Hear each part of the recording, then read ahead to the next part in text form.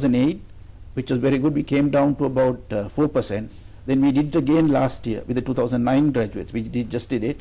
We are backed up to 5% because some of the areas like architecture, where it is very dependent on the economy, the unemployment seemed to rise, but it's a temporary phenomena.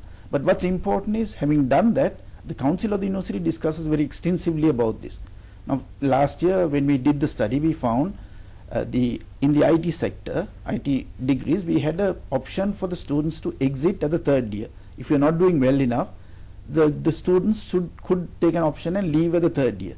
Now that we found to be not a good strategy, because the unemployment rate among those graduates was higher than the others. Whereas now, when they were leaving at third year, right, were they also graduated? Yes, did they have a degree? They had a IT general degree, right, and those who were doing better were allowed to go and do a special degree. Right. And all those who did the 4-year degree, the unemployment was 0%. They were all snapped up.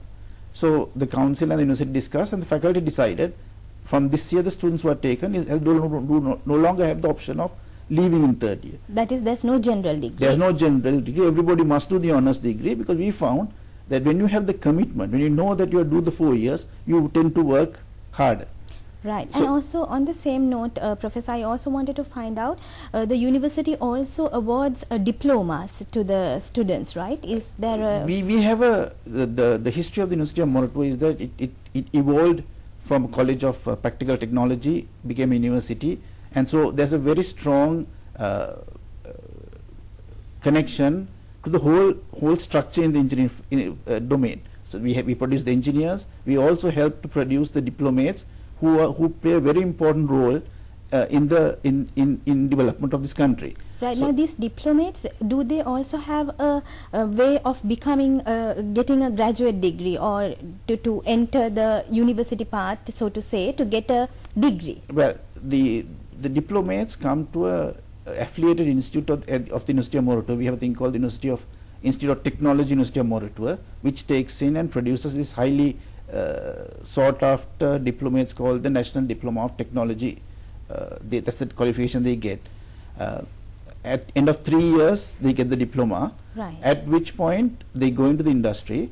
The entry pattern to the engineering profession would be through the to the Institute of Engineers. But that takes a long time, isn't it? Well, they get exemptions from the part 1 exam, right, and then they have to do the part 2 and part 3, which will take will take about, I think if they are good, in about 3 years or 2 to 3 years, they can do that. Right. So the question I asked you, Professor, was right, again because as you said, the history was that it was also a diploma awarding institution, right, but because it's the quality of those diplomates were very high, that it right, also became eventually a university. Right. So my question was, if you look at the international arena, right, we always see the polytechnics and Institute of Technologies who has been awarding diplomas and producing very good diplomates, have eventually given a pathway to the diplomates to also obtain a degree. Right. Because as you said before, if they also has a specialized degree, their employability definitely goes up. Right. So my question to you, Professor, is that is the university looking at a pathway where these diplomates can obtain a degree by the University of Moratuwa? Right. Now, according to the Universities Act, through which we are established, the selection of students is the role of the UGC. And since we don't have enough opportunities for every student in this country who qualifies, the selection to the universities has been based on A levels. We don't have lateral entry, though it would be a very good idea. I don't think we have the luxury of being able to expand and absorb, because still the demand is for the students who pass the A levels for them to come in. Eventually in the future, we certainly see that would be a very good opportunity, but it's not something on in the foreseeable future. I don't think it's a part, because that's not a decision that the university can do it lightly, because the law of the land gives that right to select students to the UGC. Right. So again, because I asked, if you look at the international arena, Right. this is the trend that Right. has happened in many of the education sectors. Yes. And because if you look at the education, it's free education at the end of the day. Right. And each and every student has to have that sort of right to Right. be able to get that degree. So it is in that light I asked, but I do understand when it No, comes free education is not, is for one opportunity. Right. Now, NDT program is again free education. Yes. So the country's right opportunity, I mean, if you take the NDT students, they are just on the borderline of those who were not able to come to the engineering faculty. Right. A majority of the students who do the NDT diploma are students who have been selected for other science programs, who would much rather come and do the diploma program than do a science program. Because again, the employability is high. and the fact the opportunities are there. Yeah. So they, I mean, they are very good students. Some of them do the City and Guilds, that there's recognition through that, and they get a similar international qualification. But whether they can come to the local universities again, it is not still on. Right. And I don't think it will happen in the near future. Right. But maybe that is something that the university system also has to go to in order to accommodate and Certainly, absorb. certainly. Because we also, when you look at the university students who are actually, who get the privilege of getting into the universities, there's a tendency or reluctance for a student who with lesser A-level qualifications to also enter the same stream sometimes. But if that opportunity is given to the students, right, as in other areas, right, then I think that collective effort would be certainly much more. But also now, having done NDT and then gone through the Institute of Engineers engineer equivalent qualification, that's called the associate member of the Institute of Engineers, they can come and do the master's programs at the University of Moratuwa. Right. That opportunity, so when they, as they progress, opportunities are available to get a degree or equivalent degree and then come back and do the masters along with the because right now, today, if you say that a graduate can stop at that point of learning, is not true. Right. They have to, it's a lifelong learning process. Yes. They have to continuously keep on updating themselves. So postgraduates doing masters is almost a necessity if you want to be at the cutting edge in terms of technology.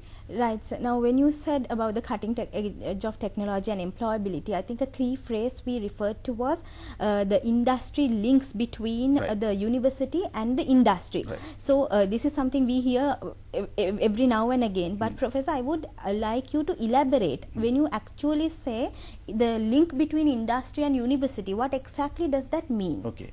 Now we see three areas in which this university industry linkages should happen.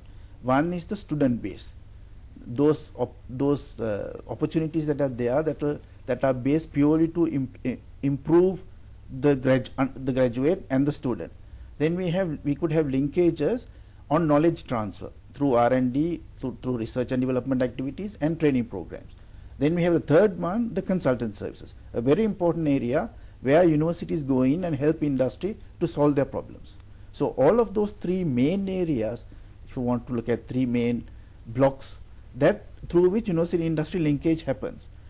And so all universities in whatever the field, whether it's with humanities or science and technology or agriculture, these three is available, and we have to keep exploiting and working on that, so that there can be a lot more university industry linkages or interactions, without which we cannot produce a graduate that industry wants, nor can industry prosper and go from here if you don't make the full use of the universities.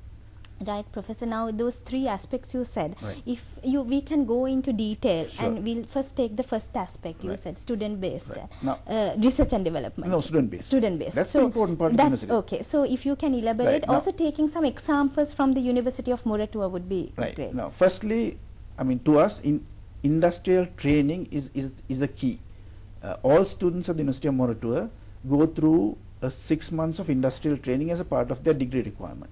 This has always been a part of the engineering, architecture, town planning, quantity surveying, whatever the technology-based degrees.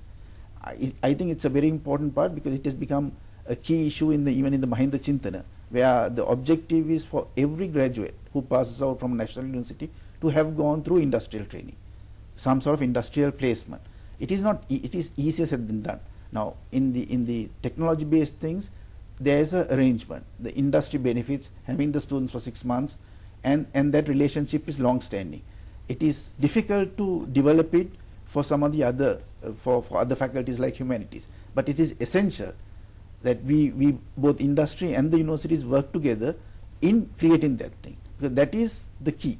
Then a second thing that we have found very useful at the University of Moratuwa is a mentoring program we have. Now what we find is that the students we get to